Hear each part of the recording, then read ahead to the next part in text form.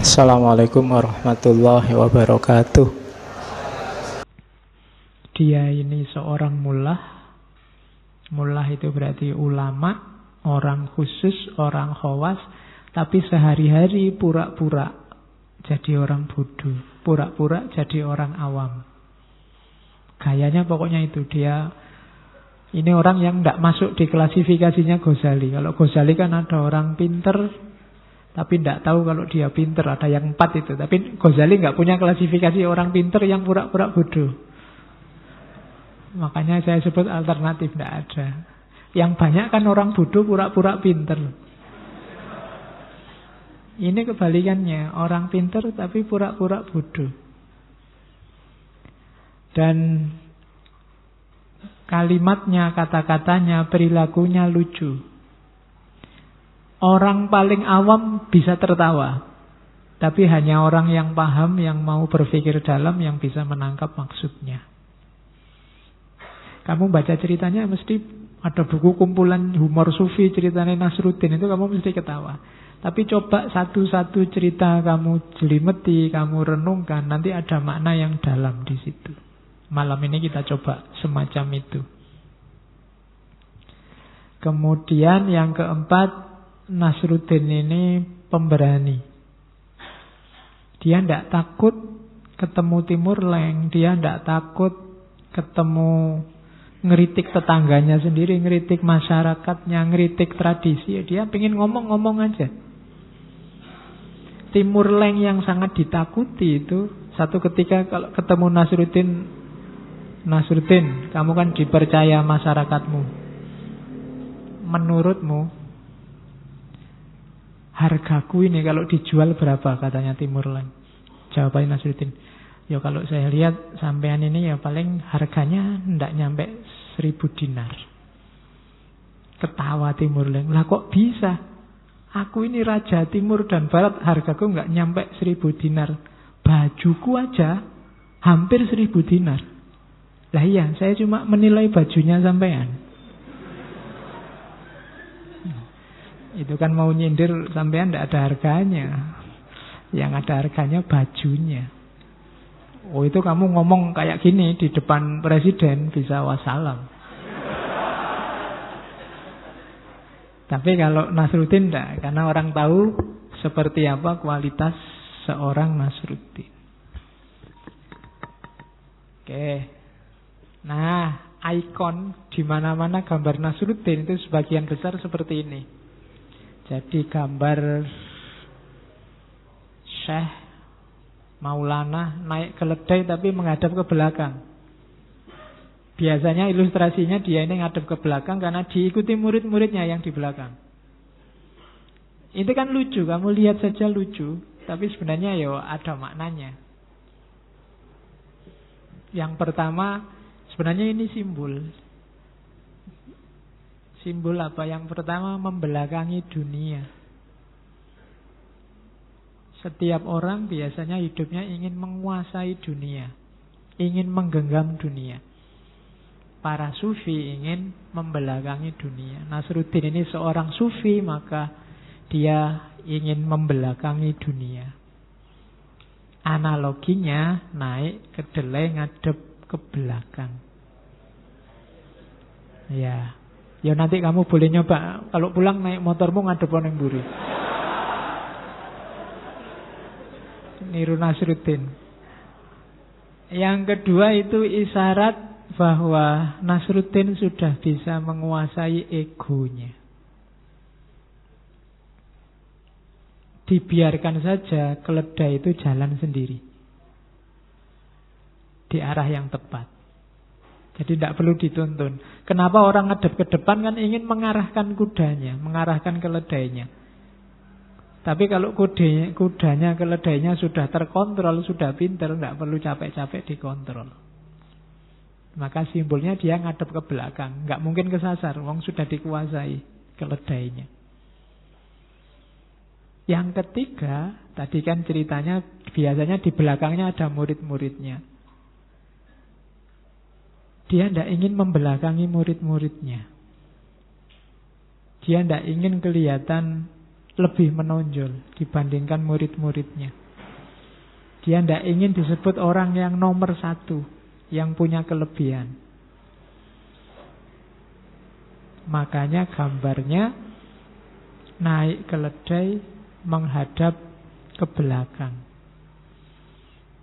Jadi itu gambarnya lucu, kesannya juga lucu, tapi maknanya dalam. Kamu ketemu makna semacam ini dari mana? Yo mikir. Logikanya tidak jauh-jauh dari logika para sufi. Karena Mullah Nasruddin ini seorang sufi. Gambar ini mengisyaratkan kuncimu bahagia adalah kamu tidak jatuh cinta sama dunia. Membelakangi itu kan berarti kamu tidak jatuh cinta. Menguasai egomu. Kemudian tidak merasa besar, tidak merasa lebih, tidak merasa sombong. Maka hidupmu akan bahagia. Jadi ikonnya itu. Ya nanti kamu pesen stiker yang gambar itu biar ingat bahwa kamu harus membelakangi dunia. Di banyak patungnya beliau memang ngadep ke belakang, meskipun ada beberapa patung yang ngadep ke depan. Tapi citranya adalah citra menghadap ke belakang. Terus cerita-cerita tentang Nasruddin itu sebagian besar adalah kritik untuk memperbaiki masyarakat. Jadi biasanya Nasruddin yang dikritik, disindir oleh Nasruddin itu moralitas penguasa. Yang kedua moralitas rakyat, moralitas masyarakat. Biasanya orang itu 50-50. Kalau berani mengkritik penguasa, biasanya tidak peka terhadap kebobrokan masyarakat atau sebaliknya. Jadi kalau Nasruddin tidak peduli. Kalau salah ya salah, kalau jelek ya jelek. Kemudian yang dikritik kejumutan berpikir. Orang yang mikirnya kaku. Biasanya terus lucu. Orang yang mikirnya kaku itu. Sama kayak orang yang kaku dengan budaya, dengan tradisi. Tidak berubah-berubah dari dulu sampai sekarang. Padahal situasi berubah itu biasanya terus jadi lucu. Formalisme beragama itu nanti lahirnya juga lucu. Beragama secara kaku. Makanya hidup ini banyak yang lucu di sekelilingmu. Dan itu yang disindir oleh Nasruddin. Katanya manusia itu intelektual, makhluk paling tinggi, paling mulia. Tapi perilakunya ternyata membuat orang tertawa. Dan itu dibuktikan langsung oleh Nasruddin. Cirinya ini, kritik dan sindirannya Nasruddin. Nah, kalau ingin jadi Nasruddin, bangun worldview 1, 2, 3, 4, 5, 6. 6 cara hidup, cara berpikir. Yang pertama, Nasruddin ini hidupnya susah. Sering ketemu kemalangan, kesulitan. Tapi dia mengelola semua penderitaan, kesumpekannya jadi tertawa. Nanti kamu coba ya, kamu punya masalah apa saja, kamu sikapi itu dengan tertawa. Kok lucu ya aku ini, kok lucu ya dunia ini, kok lucu ya masyarakat ini, kok lucu ya politik itu, kok lucu ya KPK itu. Misalnya ada koruptor ketangkap dada-dada sambil ketawa itu kan, oh itu. Iya, koruptor ternyata gayanya wis kaya Nasruddin. Wong dapat masalah besar, penjara menanti masih bisa dada-dada dan ketawa. Oh itu kan kamu ketawakan juga kan, ketawanya mereka itu gaya Nasruddin. Kamu ada masalah apapun tertawa. Misalnya kamu nonton TV, nonton artis kok cakep-cakep ya, aku pengen lo punya pacar kayak gitu. Terus kamu ngaca, terus kamu ketawa. Iya ya, aku koyong ini kok mimpinya kayak gitu misalnya, terus kamu tertawa. Tidak apa-apa. Jadi ada, itu kan penderitaanmu. Nah, rumusnya Nasruddin, penderitaan diubah jadi tertawa. Jangan terus sumpek stres. Kalau stres kamu Susah nanti. Ketawa, dinikmati. Sholat subuh jam 7, ketawai dirimu. Ya. Ya kan, kok ya lucu yo aku ini ngaku anak soleh tapi sholat subuh jam 7. Itu kan lucu hidupmu. Gaya Nasruddin begitu. Terus gaya Nasruddin yang kedua, pura-pura bodoh, jangan ngaku pinter. Tapi bukan pura-pura tolol apa pura-pura ndak waras loh ya. Pura-pura bodoh itu jangan gaya minteri orang. Orang yang bermanfaat itu kayak Sokrates itu loh. Dia merasa ndak tahu dan kalau ngajak ngobrol bukan dia ngasih kebenaran, tapi yang diajak ngobrol ketemu kebenaran dengan sendirinya. Jadi tidak nyekoi, tapi orang tercerahkan dengan sendirinya. Itu sebenarnya gaya Sokratik dan gayanya Nasruddin juga begitu. Dia ngomongnya lucu-lucu tidak jelas, tapi orang jadi tercerahkan, tersindir. Oh iya ya, berarti aku selama ini keliru, aku selama ini tidak pas. Itu gaya Nasruddin. Kalau sudah minteri, dikit-dikit ceramah, dikit-dikit ngasih dalil, kamu nggak cocok sama Al-Quran surat An-Nahl. Ya, orang mesti rada wegah. Jadi biarkan orang nyari sendiri, biarkan orang tercerahkan dengan sendirinya. Itu gayanya Nasruddin. Jadi word view yang kedua. Word view yang ketiga, menerima kenyataan. Jadi kenyataannya apa itu diterima dan dijalani. Itu gayanya Nasruddin. Jadi tidak, kita ini sering banyak masalah, sering galau, sering sumpek karena angan-angan kita tidak nyambung sama kenyataan. Terus kita stres dewi. Jalannya bahagia gampang. Terima kenyataan hidupmu. Uraikan. Kalau memang ingin naik level, naikkan sedikit demi sedikit. Jadi tidak ngarang. Dan yang keempat ini lanjutannya, terus terang. Jadi jujur saja. Jelek ya ngaku jelek, cakep ya ngaku cakep. Pacarku itu ndak paling cakep di dunia kok Pak, cuma dia satu-satunya yang mau sama saya. Nah ini kan jujur. Daripada kamu menipu dirimu sendiri, engkaulah yang paling cantik, mesti bohong, mesti gombal itu. Kalau ditanya, aku yang paling cantik ya? Ya ndak, cuma kamu yang mau sama aku. Yang lain kan itu lebih nyaman untuk psikologimu daripada kamu menipu. Wis pacaran dosa ngapusi pisan. Kalau jujur kan enak. Jadi terus ya spontan. Jangan terlalu jelimet. Jadi fakta, kebenaran itu kalau hasil dari penjelimetan itu sebenarnya mungkin tidak benar itu. Biasanya hal-hal yang tidak benar kamu bulet-buletkan akhirnya jadi benar. Makanya ada prinsip kalau di Ghazali berpikir, ciri berpikir yang benar itu at-tabadur ilal faham. Langsung orang bisa paham. Kalau masih butuh penjelasan panjang lebar itu biasanya perlu dicurigai. Masih perlu justifikasi. Yang lebih simpel biasanya lebih mudah dipahami, lebih mendekati kebenaran. Lebih spontan dibandingkan yang butuh penjelasan panjang, lebar, rumit, jelimet. Maka cari kebenaran yang spontan, yang mudah dipahami. Nanti contohnya banyak. Terus yang terakhir, seorang Nasruddin tidak mudah takut. Pemberani. Bahkan sama raja, sama penguasa, sama penjajah sekalipun dia berani. Jadi kelihatannya simpel, berani melucu di depan seorang penguasa, penjajah besar. Tapi itu tidak sembarangan orang bisa begitu. Itu yang bikin gentar para penguasa kayak Diogenes kemarin. Jadi pemberani cirinya. Jadi berani, terus terang, melihat kenyataan apa adanya, kemudian tidak merasa pinter, tidak merasa tinggi, kemudian melihat realitas dengan senyum, dengan tawa. Melihat persoalan dengan cara tertawa.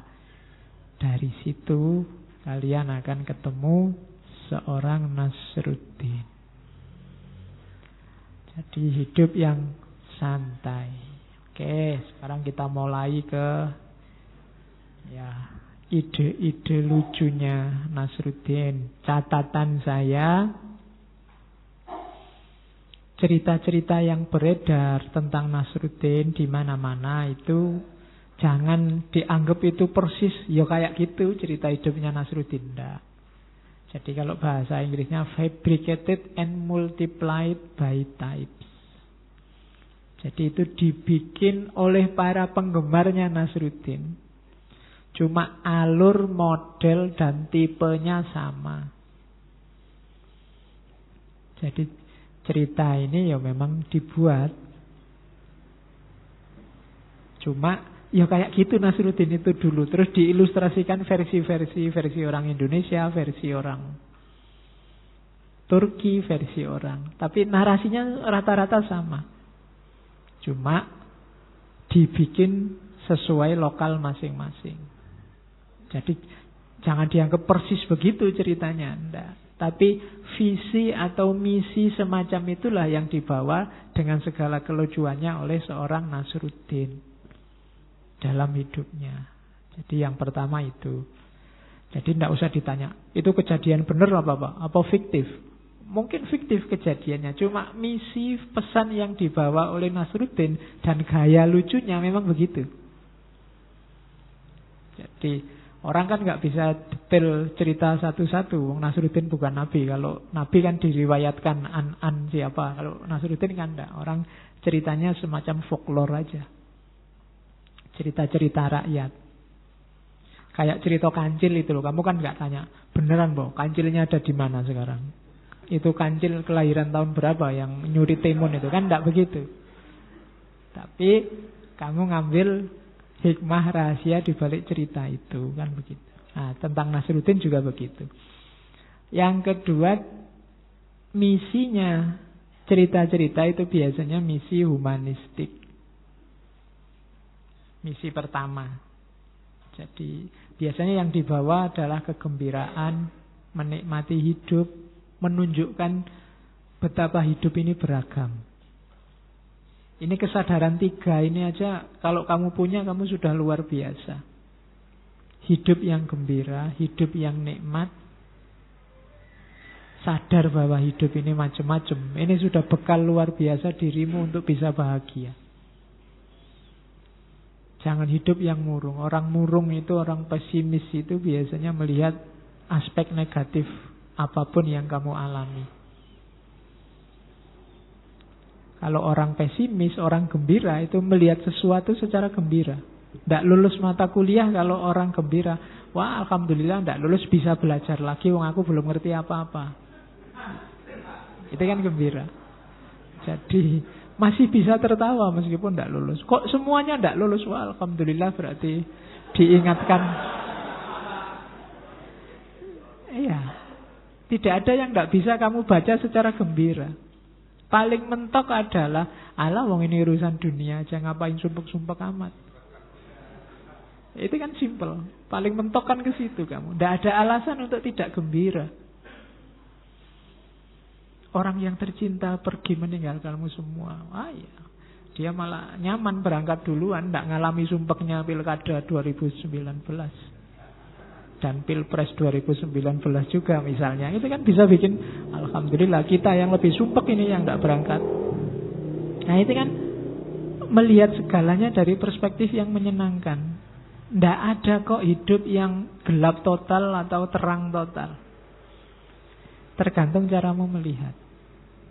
Setiap orang punya masalah, setiap orang juga punya sisi gembira dalam kehidupannya. Orang yang paling sengsara sekalipun ada sisi gembiranya. Ya kamu sendiri kan contohnya. Coba renungi hidupmu, kan masih banyak aspek-aspek yang layak kamu syukuri. Hanya saja kamu tidak